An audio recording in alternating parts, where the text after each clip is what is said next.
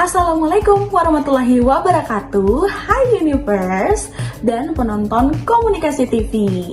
Nah, sebelum memulai nih, saya ingin bertanya dulu.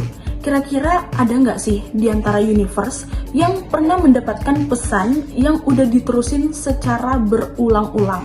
Atau informasi yang udah di-share atau udah diteruskan berkali-kali? Nah, ini sih biasanya terjadi di grup WhatsApp ibu-ibu ya. Nah, teman-teman Universe tahu nggak bahwa di sepanjang tahun Komdigi atau Kementerian Komunikasi dan Digital menemukan setidaknya ada 1.923 konten hoax di setiap tahunnya atau di sepanjang tahun. Wow, ini banyak ya.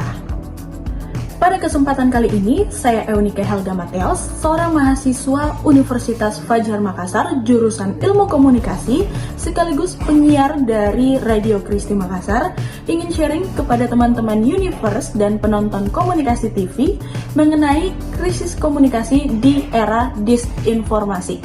Semoga informasi ini bisa bermanfaat ya buat kita semua. Nah, sebelum membahas lebih jauh, teman-teman Universe, saya ingin menjelaskan dulu apa sih yang dimaksud dengan komunikasi krisis itu.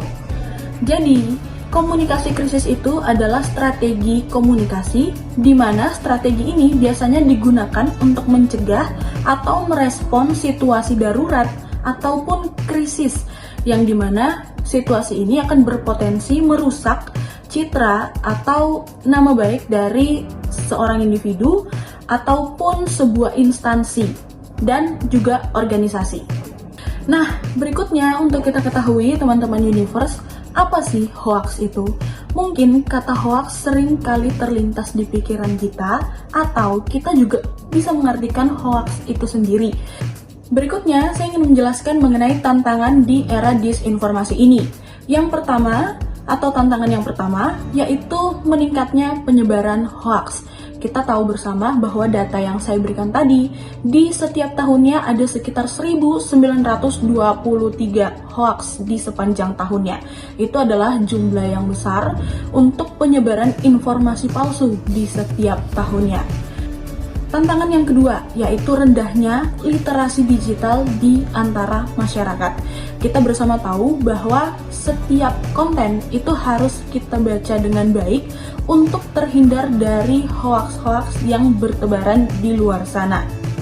Dan tantangan yang ketiga, yaitu informasi palsu atau hoax yang semakin sulit untuk dikendalikan.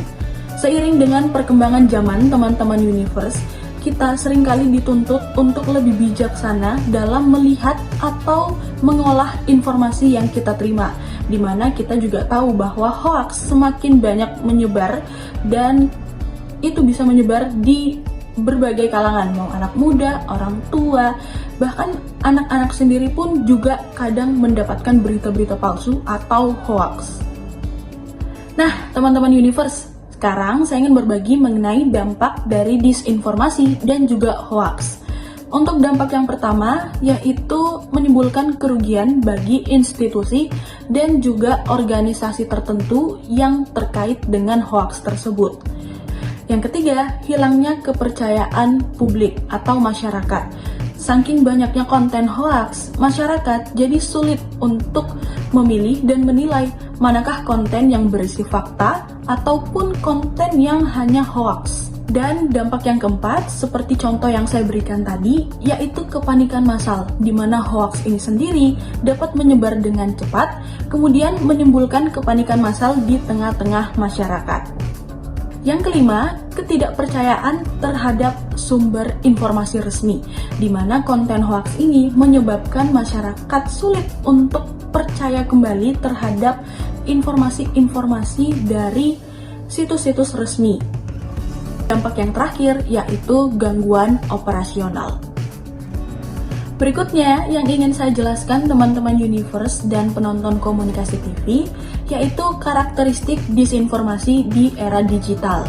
Yang pertama yaitu cepat dan viral, di mana kita ketahui bersama bahwa penyebaran atau perputaran informasi belakangan ini tuh sangat-sangat cepat, di mana apa-apa itu gampang untuk viral Seperti yang kita tahu bahwa informasi juga dapat tersebar dengan sangat cepat.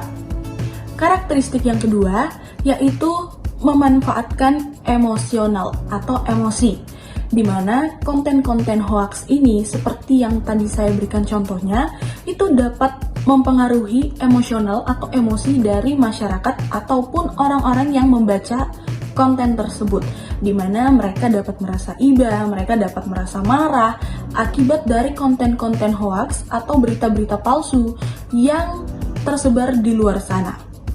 Dan pembahasan kita yang terakhir yaitu strategi komunikasi krisis di era disinformasi. Yang pertama yaitu meningkatkan literasi. Seperti yang kita ketahui juga bahwa masyarakat seringkali hanya membaca informasi itu setengah-setengah atau separuh-paruh teman universe. Jadi lebih diusahakan kita dapat membaca secara keseluruhan informasi yang kita dapatkan, sehingga kita bisa terhindar dari konten-konten hoax di luar sana. Yang kedua yaitu edukasi masyarakat, di mana edukasi ini dapat dilakukan di berbagai tempat seperti tempat kerja, ataupun di kantor, di sekolah, di mana saja kita bisa mengedukasi masyarakat untuk lebih berhati-hati terhadap berita-berita yang mereka terima. Karena berita-berita itu harus dicek dulu nih kebenarannya teman-teman universe. Jangan sampai kita juga menjadi salah seorang yang menyebarkan berita-berita palsu ataupun berita hoax. Kemudian yang ketiga yaitu gunakan situs resmi. Diusahakan ketika kita ingin menyebarkan suatu informasi, kita harus melihat dari situs mana informasi tersebut diambil. Jadi kita bisa yakin apakah informasi yang kita sebarkan ini benar-benar informasi yang berisi fakta ataukah hanya konten hoax belaka. Berikutnya yaitu sampaikan fakta secara transparan. Hal ini bisa berarti kita jelaskan sumbernya dari mana, kita dapat informasi tersebut dari mana, dan masih banyak lagi. Selanjutnya yaitu memonitor media sosial. Hal ini harus dilakukan supaya kita bisa terus memantau media sosial kita ataupun media sosial orang lain nih. Jangan sampai ada berita-berita hoax yang tersebar secara luas di luar sana. Jadi kita harus sering kontrol nih media sosial kita ataupun orang-orang di sekitar kita. Jadi kita bisa nasehatin juga nih kalau misalnya ada teman kita yang ternyata nih kayaknya wah ini informasinya nggak jelas nih, atau informasinya nih mungkin informasi palsu. Nah itu bisa kita cegah dengan memonitori media sosial kita. Dan yang terakhir yaitu ajak tokoh masyarakat atau influencer nih untuk menyebarkan informasi. Kita juga bisa meminta bantuan kepada para influencer ataupun tokoh-tokoh masyarakat di luar sana yang sekiranya suaranya ataupun pengikutnya nih banyak di media sosial untuk lebih mengedukasi ataupun mereka dapat membagikan hal-hal yang berisi fakta di media sosial mereka. Jadi suara mereka dapat dikenal ataupun dapat didengar oleh banyak orang atau masyarakat di luar sana. Jadi, teman-teman universe dan penonton komunikasi TV, hal yang bisa kita simpulkan dari materi atau sharing kita hari ini yaitu konten hoax adalah berita bohong yang seringkali penyebarannya itu dapat cepat dan juga viral, di mana berita-berita palsu ini dapat mempengaruhi emosi dari masyarakat yang membaca berita-berita palsu atau hoax-hoax ini. Yang kedua, kita harus tahu gimana sih caranya untuk mencegah berita-berita hoax dapat tersebar dengan cepat dan juga viral. Dan yang terakhir yaitu kita harus selalu bijak dalam menggunakan media sosial kita, di mana jangan sampai kita menjadi seorang yang menyebarkan berita palsu itu. Jadi teman-teman universe harus selalu bijak dalam menggunakan media sosial. Kita juga harus lihat dan tetap kontrol kira-kira informasi yang akan kita bagikan ini benar-benar fakta ataukah hanya hoax belaka.